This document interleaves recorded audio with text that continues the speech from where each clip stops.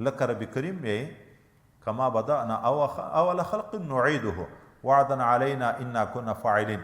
لکه اول چې موږ پیدایښت کړی دغسې به دوواري عود کوو دا د موږ باندې لازمه وعده د موږ خامخا کوونکي دي د عمل.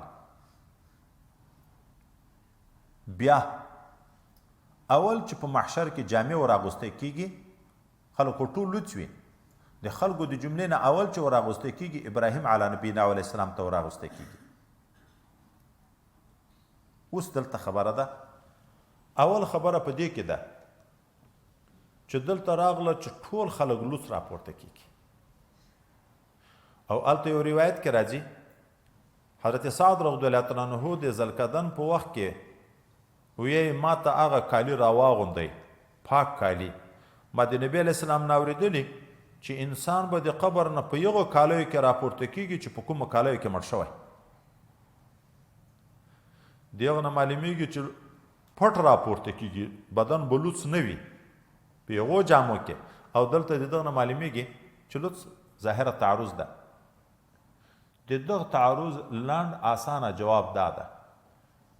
جامې دوې دي یو دغه ظاهري جامې دي یو تقوا ده خیر لباس التقوا. هغه حدیث کې چې په کومه جامه کې مړ وي په هغه کې راپورته کېږي هغه جامې نه عبادت مراد ده. که د حج په سفر کې مړ و د حج په کیفیت پر راپورته کېږي که د جهاد په سفر مړ و د جهاد په کیفیت پر راپورته کېږي که د علم په سفر کې مړ و د علم په لباس کې به راپورته کېږي هغه لباس د تقوا مراد ده. او دلته لباس ظاهري لباس ښیي دغه بدن نو د ظاهر په لحاظ لوڅ وي او هر انسان چې پټ ده هغه معنی د لباس د تقوا دا معنی په هغه ټولي کې به راپورته کېږي چې په کوم ټولي کې مړ شوی ده. او یا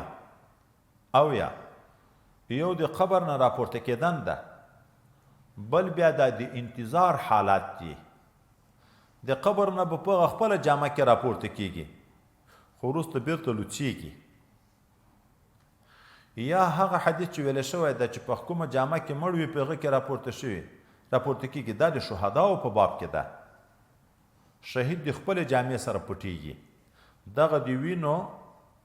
سور داغ دا په ورځ د قیامت د ده د افتخار شی وي شاهد وي د ده په ایماندارۍ باندې په هغه لباس کې راپورته کېږي عام خلک به لوڅ راپورته کېږي.